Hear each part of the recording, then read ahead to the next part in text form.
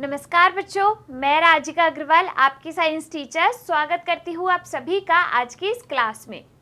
चलिए यहाँ पर हम पढ़ रहे हैं कक्षा 10वीं का अध्याय नंबर 24 जिसका नाम है जनन। और आज की इस क्लास में हम इस चैप्टर को कंप्लीट कर लेंगे। देखिए, पिछली कक्षाओं के अंदर हमने बात की थी लैंगिक जनन की, जिसमें हमने पुरुष जनन तंत्र पढ़ा था, मादा जनन तंत्र पढ़ा था, किस प्रकार से आपके निषेचन की प्रक्रिया होती है इसके बारे में हमने बात की थी, और किस तरीके से जनसंख्या वृद्धि को रोका जा सकता है इसके बारे में हम बात कर चुके हैं। किन किन प्रक्रियाओं के द्वारा एक जो बच्चा है उसको जन्म लेने से या फिर हम जो है कह सकते हैं कि लैंगिक संपर्क हो लेकिन एक बच्चा पैदा नहीं हो, उसके लिए कौन कौन सी विधियां अपनाई जाती है इसके बारे में हम बात कर चुके हैं पिछली कक्षाओं के अंदर। आज की इस क्लास में हम बात करने वाले हैं इन्हीं लैंगिक संपर्क के द्वारा होने वाले कुछ बीमारियों की, कुछ रोगों की, जिन्हें अपन कहते हैं यौन संचारित रोग, जो कि एक व्यक्ति को अगर होता है तो किसी दूसरे व्यक्ति से लैंगिक संपर्क रखने के दौरान वो उस व्यक्ति में संचारित हो सकता है। तो इन्हीं के बारे में हम यहाँ पर बात करेंगे। देखिए, आपके जनन वाहिनी संक्रमण या फिर यौन संचारित रोग, जिन्हें अपन क्या कहते हैं, एसटीडी कहते हैं। एसटीडी क्यों कहा जाता है इनको? Sexually transmitted disease. सेक्सुअली का मतलब होता है यौन, ट्रांसमिटेड का मतलब होता है संचारित, और डिजीज का मतलब होता है रोग। इसीलिए अपन इसको क्या कहते हैं, यौन संचारित रोग, एसटीडी कहा जाता है। क्लियर? अब यहाँ पर आपके एसटीडी होती क्या है? तो देखो, जनन वाहिनी संक्रमण लैंगिक संपर्क के द्वारा एक व्यक्ति से दूसरे व्यक्ति में हो सकते हैं। अगर मान लीजिए किसी एक व्यक्ति को कोई ऐसी बीमारी है, तो अगर उसको है तो लैंगिक संपर्क के द्वारा किसी दूसरे व्यक्ति को हो जाए तो उसको अपन क्या कहते हैं, सेक्सुअली ट्रांसमिटेड डिजीज यानी कि यौन संचारित रोग कहा जाता है। जब अपन पढ़ते हैं ना बीमारियों के बारे में, तो देखो, कभी हम जीवाणु से होने वाली बीमारियों की बातें करते हैं, कभी विषाणु से होने वाली बीमारियों की बातें करते हैं, प्रोटोजोआ से होने वाली बीमारियों की बातें करते हैं। तो यहाँ पर कुछ ऐसे रोग होते हैं जो आपके जीवाणुओं की वजह से होते हैं, कुछ आपके ऐसे रोग होते हैं जो विषाणुओं की वजह से भी होते हैं, जो कि आपके यौन संचारित होते हैं। जैसे अगर अपन बात करें यहाँ पर क्या कि जीवाणु जनित जो आपके यौन संचारित रोग है, क्या है, जीवाणु जनित यौन संचारित जो रोग है वो आपके कौन से हैं? तो अगर अपन बात करें ना, गोनेरिया, जिसे अपन क्या कहते हैं, सुजाक रोग कहते हैं। गोनेरिया को क्या कहा जाता है? सुजाक रोग कहा जाता है। और एक है आपके क्या, सिफिलिस। ठीक है, सिफिलिस। ये जो आपके रोग है वो आपके जीवाणु की वजह से होते हैं और लैंगिक संपर्क के द्वारा एक व्यक्ति से दूसरे व्यक्ति में फैल सकते हैं। तो ये आपके जीवाणु जनित एसटीडी है। अगर अपन बात करें ना यहाँ पर विषाणु जनित एसटीडी की, यानी कि विषाणु से होने वाली जो सेक्सुअली ट्रांसमिटेड डिजीज है, एसटीडी है, वो आपके कौन है, विषाणु जनित रोग। एसटीडी के अंदर आपके आ जाता है एड्स। क्या है? एड्स, जिसका फुल फॉर्म होता है एक्वायर्ड इम्यूनो डेफिशिएंसी सिंड्रोम। इसके अंदर क्या होता है, हमारा जो प्रतिरक्षा तंत्र है। अब भाई, प्रतिरक्षा तंत्र का क्या काम होता है, बाहर से कोई भी प्रतिजन जो है शरीर के अंदर घुस रहा है तो उसको मारने का काम करेगा। बेसिकली हमें रोगों से सुरक्षा प्रदान करता है कौन, अपना प्रतिरक्षा तंत्र। अब यहाँ पर आपके क्या होता है, एड्स के अंदर एक्वायर्ड इम्यूनो डेफिशिएंसी सिंड्रोम अपन इसको क्या कहते हैं, क्योंकि एक्वायर्ड का मतलब होता है उपार्जित। एक्वायर्ड का मतलब क्या होता है, उपार्जित। तो यानी कि ये जो रोग है ना वो अपने जीवन काल में हम उपार्जित करते हैं। ऐसा नहीं है कि बचपन से ही होता आता है या जन्म के साथ ही आता है, हम इसे अपने जीवन में उपार्जित करते हैं। दूसरा, आई का मतलब होता है इम्यूनो, इम्यूनो डी यानी कि डेफिशिएंसी यानी कि कमी। तो हमारी जो प्रतिरक्षा न्यूनता है वो हो जाती है। प्रतिरक्षा डेफिशिएंसी का मतलब होता है न्यूनता, यानी कि हमारी रोगों से लड़ने की क्षमता क्या हो जाती है, कम हो जाती है। अब जब रोगों से हमारा शरीर लड़ नहीं पा रहा तो भाई साहब बहुत सारी बीमारियां एक साथ शरीर के अंदर हो जाएगी। तो इसीलिए यहाँ पर इसको क्या कहा गया है, सिंड्रोम। सिंड्रोम कहा गया है। सिंड्रोम का मतलब होता है बहुत सारी बीमारियां एक साथ होना। क्योंकि प्रतिरक्षा तंत्र हमारा बेसिकली क्या है, हमारे एक सोल्जर की तरह, एक सिपाही की तरह काम करता है कि भाई सिपाही क्या करते हैं, बॉर्डर पे खड़े रह के हमारी रक्षा करते हैं, कोई भी दूसरा देश जो है हम पे हमला करेगा उससे हमें सुरक्षित रखेंगे। सेम हमारा प्रतिरक्षा तंत्र भी क्या करता है, हमारे शरीर में अंदर घुसपैठ करने वाले, हमारे शरीर के अंदर घुसने वाले जो जीवाणु विषाणु है ना, उनसे हमें बचाता है। अब बेचारा खुद ही बीमार पड़ा है, यानी कि वो खुद ही खत्म हो रहा है, तो हमारी सुरक्षा कैसे करेगा। तो यहाँ पर इसीलिए प्रतिरक्षा में क्या आ जाती है, न्यूनता आ जाती है, कमी आ जाती है, जिसकी वजह से अपन को क्या हो जाता है, एड्स हो जाता है। इसके लिए जो वायरस होता है वो आपका होता है HIV वायरस। कौन सा, HIV वायरस जो है इसके लिए होता है, यानी कि इसकी वजह से आपका क्या होगा, एड्स होगा। तो इसी एड्स के बारे में एक तो हम यहाँ पर बात करने वाले हैं, और कुछ बात करने वाले हैं यहाँ पे किसके बारे में, यहाँ यौन संचारित रोगों की। देखिए, यौन संचारित रोग ये संक्रमण योनि या गुदा, संभोग अथवा लैंगिक त्वचा के संपर्क में आने से फैल सकते हैं। जैसे कि अगर अपन बात करें गोनेरिया यानी कि सुजाक, सिफिलिस रोग, हर्पीज, क्लेमाइडिया, मस्से और कैनक्रॉइड कुछ सामान्य यौन संचारित रोग है, जो कि क्या होंगे कि यौन संपर्क बनाने से एक व्यक्ति से दूसरे व्यक्ति में फैल सकते हैं।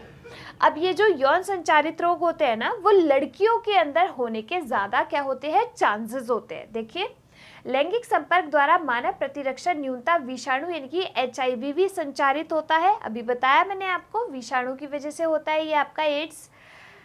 यौन संचारित रोगों के लक्षण क्या है, जनन अंगों या गुदा में खुजली या सूजन, बहुत ज़्यादा सूजन आने लग जाती है, खुजली होने लग जाती है, यानी कि जो जनन तंत्र है वो आपका यहाँ पर प्रभावित होता है। किसमें, यौन संचारित रोगों में। जो जनन अंग है उनसे कुछ तरल स्त्रावण निकलने लगता है, जो कि आपका दुर्गंध युक्त भी हो सकता है। तो देखो, मूत्र जनन क्षेत्रों में छाले, घाव, पेंडिया, दाने हो जाते हैं। मादा में योनि से तथा नर में शिश्न से रंगीन स्त्राव होना, जो दुर्गंध युक्त भी हो सकता है। यानी कि जो जनन अंग है उनसे आपके कुछ ना कुछ ऐसा स्त्रावण हो सकता है जो दुर्गंध युक्त हो सकता है। किसके अंदर, STD के अंदर। मूत्र उत्सर्जन में दर्द होना, यानी कि जब आप टॉयलेट जाते हैं तो उसमें भी दर्द होने लगता है। स्त्रियां कमर के निचले भाग तथा उदर में दर्द की शिकायत भी कर सकती है। लड़कियों के अंदर पेट में दर्द हो सकता है, कमर में दर्द हो सकता है। तो यानी कि बेसिकली पेट के जो नीचे वाला भाग होता है उसमें उनको दर्द की समस्या हो सकती है। किसमें, STD के अंदर। देखिए, कुछ संक्रमित व्यक्तियों के लक्षण मालूम नहीं पड़ते हैं, वे अनजाने में ही अपने साथी में संक्रमण फैला सकते हैं। अब कई बार क्या होता है कि कुछ ऐसे बहुत ज़्यादा लक्षण देखने को नहीं मिलते कि जिससे पता चल ही जाए कि हाँ भाई यौन संचारित रोग है, तो जाने अनजाने में ये जो रोग है वो एक से दूसरे व्यक्ति में संचारित हो जाते हैं। पुरुषों की तुलना में जो स्त्रियां होती है उनमें जनन वाहिनी संक्रमण अधिक आसानी से हो जाते हैं, क्योंकि बीमारी फैलने वाले सूक्ष्मजीव योनि में लंबे समय तक रह सकते हैं। तो जो फीमेल्स होती है, स्त्रियां होती है, उनकी वेजाइना के अंदर कुछ ऐसे जीवाणु, कुछ ऐसे विषाणु ये जो रोग फैलाते हैं वो ज़्यादा लंबे समय तक टिक जाते हैं। इसीलिए हम कह सकते हैं कि पुरुषों की तुलना में जो स्त्रियां होती है उनमें ये संक्रमण आसानी से और बहुत जल्दी फैलता है। अब आप कहेंगे कि मैम इनसे बचाव के क्या उपाय है, कुछ तो उपाय होंगे इनसे बचाव के, है ना। तो इनसे बचाव के उपाय हम देख सकते हैं कि जब लैंगिक संपर्क किया जाए तो आपके जो प्रोटेक्शन है यानी कि कॉन्डोम्स है उनका यूज़ किया जाए, स्वच्छता बरती जाए और बहुत सारे लोगों से लैंगिक संपर्क ना रखा जाए। जिससे आपको भरोसा है उसी के साथ आप लैंगिक संपर्क रखें। तो कुछ ऐसी सावधानियां हैं जो इनके अंदर बरती जा सकती है। देखिए, यहाँ पर संक्रमण होने के काफी समय बाद तक भी स्त्रियों में लक्षण दिखाई नहीं देते हैं। युवा स्त्रियों को यौन संचारित रोग होने का संदेह सबसे ज़्यादा होता है, क्योंकि उनकी योनि का जो श्लेष्मा होता है वो अपरिपक्व होता है। तो जो आपके यंग लड़कियां होती है, युवा स्त्रियां होती है, उनमें ये संक्रमण फैलने का खतरा सबसे ज़्यादा होता है। क्लियर हुई बात यहाँ पर।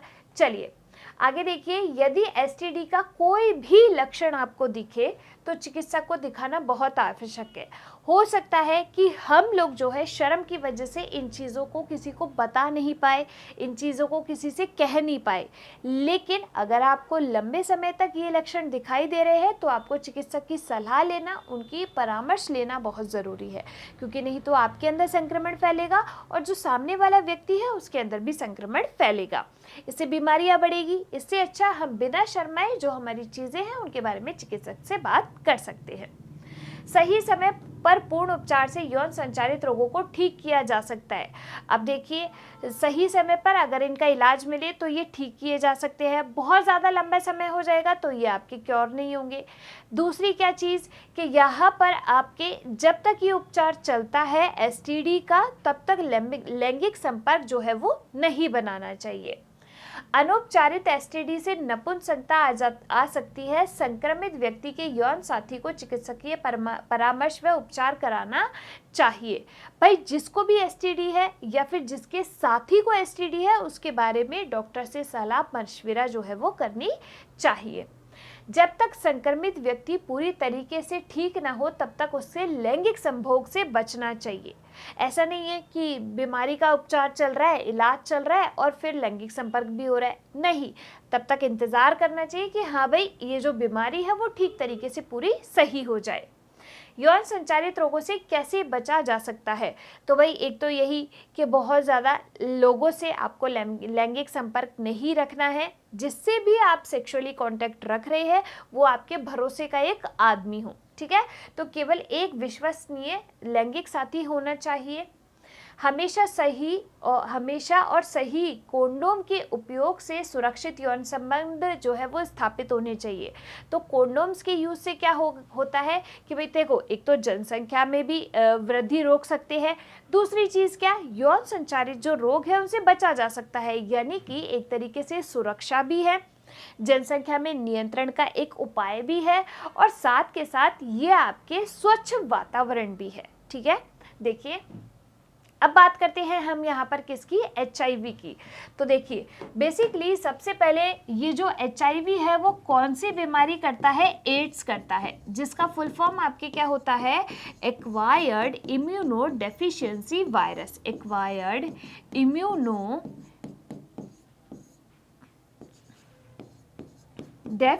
डेफिशिएंसी सिंड्रोम, ठीक है। ये क्या है आपके यहाँ पर किसकी फुल फॉर्म है, एड्स की फुल फॉर्म है। अब ये जो एड्स है ये एक बीमारी है जिसमें बहुत सारे रोग एक साथ होते हैं। इसके लिए जो वायरस होता है वो अपना कौन सा होता है, एचआईवी वायरस।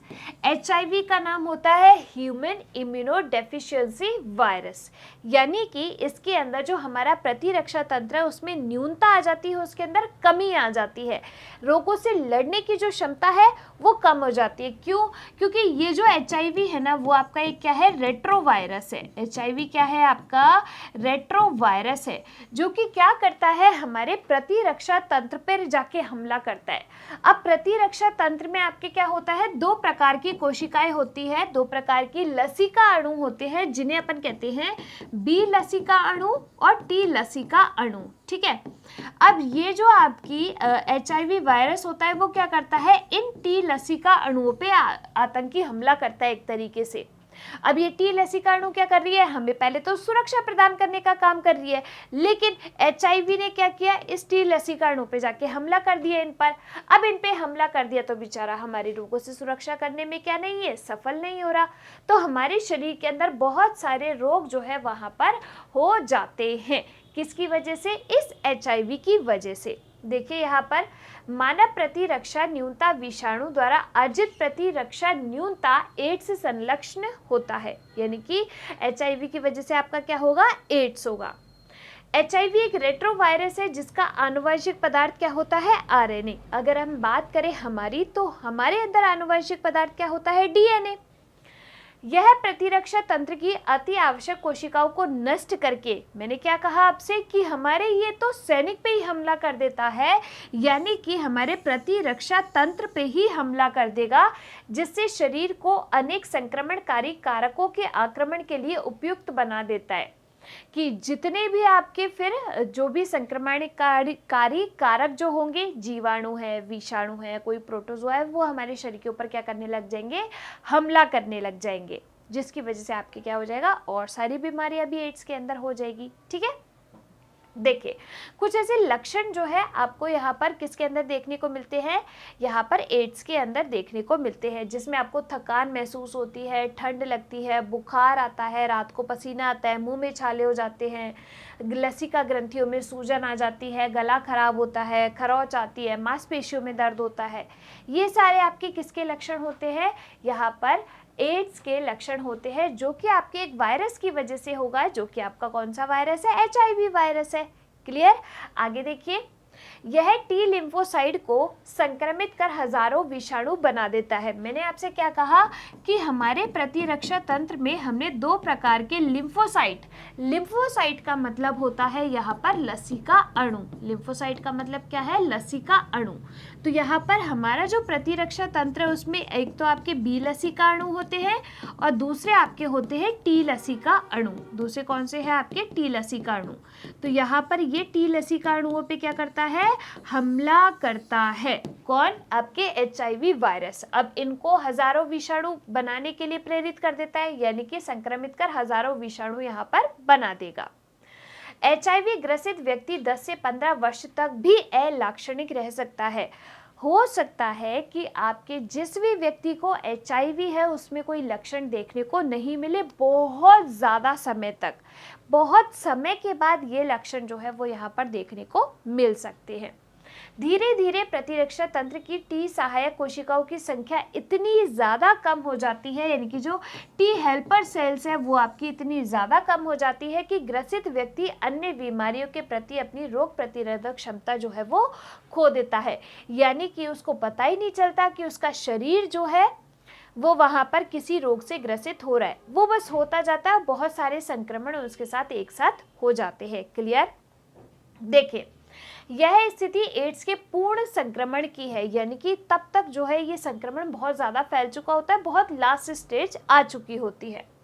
टी लिम्फोसाइट सफेद रक्त कर्णिकाओं का एक प्रकार है जो शरीर को संक्रमणकारी कारकों से बचाता है। ठीक है, आपके टी लसिका अणु क्या है, जो आपके संक्रमणकारी कारक जैसे कि जीवाणु, विषाणु है उनसे बचाता है। अब यहाँ पर तो यही क्या हो गया, ये जो टी लिम्फोसाइट है उन्हीं पर आक्रमण कर दिया HIV वायरस ने, तो क्या हमारा शरीर बचा पाएगा खुद को, नहीं बचा पाएगा ना।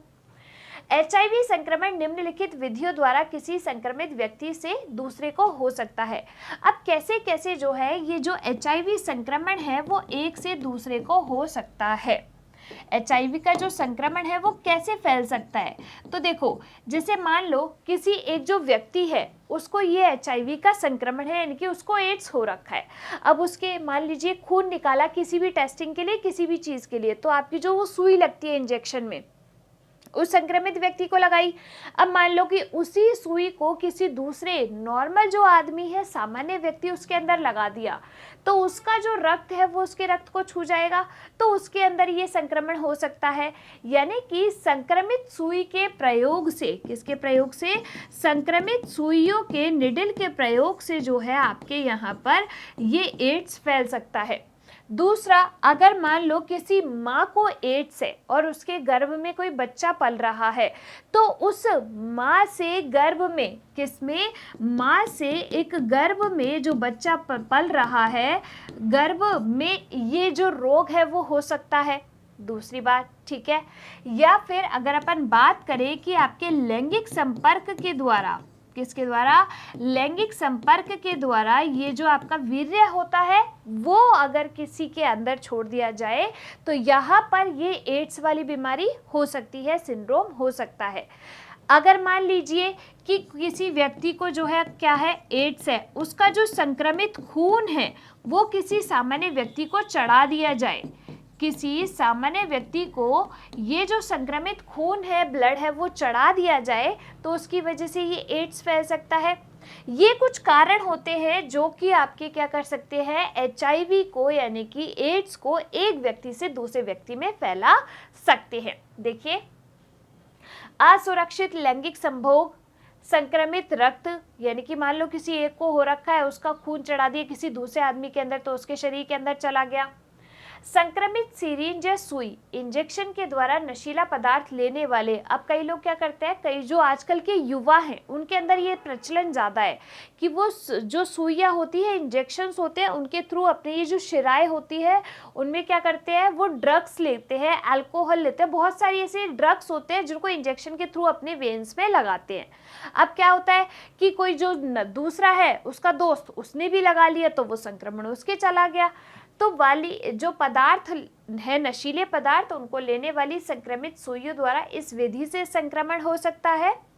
इसी प्रकार टैटू बनवाने या एक्यूपंक्चर से भी हो सकता है। मान लो कि टैटू बनवाने गया एक आदमी, वो जो सुई है उससे पूरा क्या कर रहा है, टैटू बना रहा है। अब वो जो सुई लगती तो उसमें ब्लड लग गया, अब वही ब्लड किसी दूसरे आदमी के लग गया, एड्स वाला, तो उसको संक्रमण होगा या नहीं होगा? बिल्कुल होगा।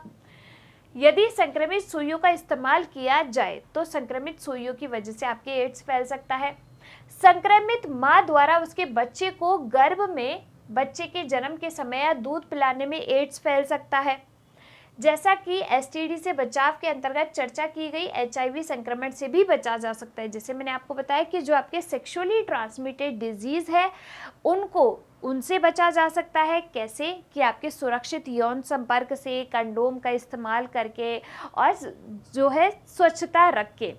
ऐसे ही एचआईवी से भी बचा जा सकता है जब किसी को रक्तदान कर रहे हैं, यानी कि खून चढ़ा रहे हैं, तो उस खून की जांच पहले पूरी की जाए कि उसमें कहीं ये वाला वायरस तो नहीं है। रक्त चढ़ाने, इंजेक्शन लगाने में भी संक्रमित सुइयों के उपयोग के द्वारा जो है बचा जा सकता है। किसके संक्रमण से? एचआईवी के संक्रमण से। एचआईवी संक्रमित गर्भवती स्त्रियों को जन्म के समय ही सबसे सुरक्षित विधि के बारे में सलाह लेनी चाहिए। स्तनपान के संबंध में भी परामर्श लेनी चाहिए। अगर किसी स्त्री को एड्स है और उसने किसी बच्चे को जन्म दिया है तो उसको डॉक्टर से पूरी सलाह लेनी चाहिए कि वो किस तरीके से जो है एक बच्चे को स्तनपान करा सकती है। एचआईवी संक्रमण के पूरी तरह बढ़कर एड्स फैलने से बचने के लिए एंटी रेट्रोवायरल थेरेपी उपलब्ध है और यह कारगर भी है।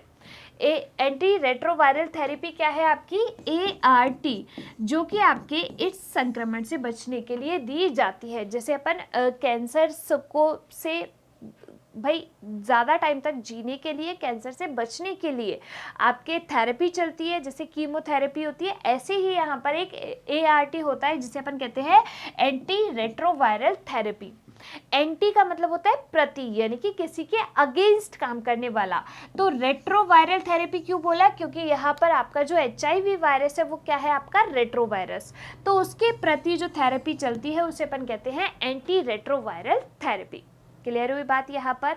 तो ये बात है आपकी किसकी यहाँ पर? इस वाले चैप्टर की। और ये चैप्टर हुआ आज आपका यहाँ पर कंप्लीट। देखिए यहाँ पर हमने किस किस बारे में बात की है? एसटीडी के बारे में बात की है, जिन्हें अपन कहते हैं यौन संचारित रोग, जो कि आपके लैंगिक संपर्क के द्वारा एक व्यक्ति से दूसरे व्यक्ति में फैल सकते हैं, जिसमें जीवाणु से होने वाले रोग, विषाणु से होने वाले रोग भी आते हैं। जिसमें अपन बात करते हैं कि गोनेरिया, सुजाक और यानी कि सिफिलिस, उपदंश रोग जो है वो आपके जीवाणु से होने वाले रोग है। विषाणु से होने वाले रोग की अगर अपन बात करें यहाँ पर तो वो आपका है एड्स, जिसका फुल फॉर्म होता है acquired immuno deficiency syndrome. Clear? फिर इसके बाद इसके लिए जो वायरस होता है वो होता है एचआईवी वायरस, जो कि एक रेट्रो वायरस है। अब इसका संक्रमण कैसे हो सकता है? लैंगिक संपर्क के द्वारा। जो असुरक्षित लैंगिक संपर्क होता है उसके द्वारा, संक्रमित सुइयों के उपयोग से और संक्रमित खून चढ़ाने से एक गर्भवती महिला से अपने बच्चे में ये संक्रमण हो सकता है। इसे कैसे बचा जा सकता है? तो भाई जैसे जिस प्रकार एसटीडी से बचा जाएगा वैसे ही आपके यहाँ पर एचआईवी से बचा जा सकता है, कंडोम्स का यूज़ करके, सुरक्षित लैंगिक संपर्क के द्वारा। और यहाँ पर कुछ थेरेपी भी चलाई जाती है जिसे अपन कहते हैं ART, anti retroviral therapy. Clear? आ गई बात समझ में? ये जो आपका HIV वायरस होता है ये क्या करता है, आपके प्रतिरक्षा तंत्र की जो टी लिम्फोसाइट्स है उन पर अटैक करता है, हमला करता है, जिसकी वजह से टी सहायक कोशिकाओं का नंबर कम हो जाता है और रोगों से लड़ने की क्षमता उसके अंदर कम हो जाती है। इसी की वजह से अपन इसको क्या नाम देते हैं, सिंड्रोम नाम देते हैं। क्लियर हो गई बात यहाँ पर? और यहाँ पर ये हुआ आपका आज ये चैप्टर कंप्लीट। हम मिलेंगे अगली क्लास में, तब तक के लिए आप लोगों के लिए क्वेश्चन है, जैसे आप लोग ये वीडियो पूरा देख ले तो क्वेश्चन आप लोगों के लिए ये है कि जो एड्स होता है उसके लिए कौन सा परीक्षण किया जाता है, इनकी कौन सा टेस्ट किया जाता है। इस क्वेश्चन का आंसर आप लोग जो है इस वीडियो को देखने के बाद मुझे आंसर कर सकते हैं। हम मिलेंगे अगली क्लास में, तब तक के लिए आप लोग खुश रहिए, स्वस्थ रहिए। धन्यवाद।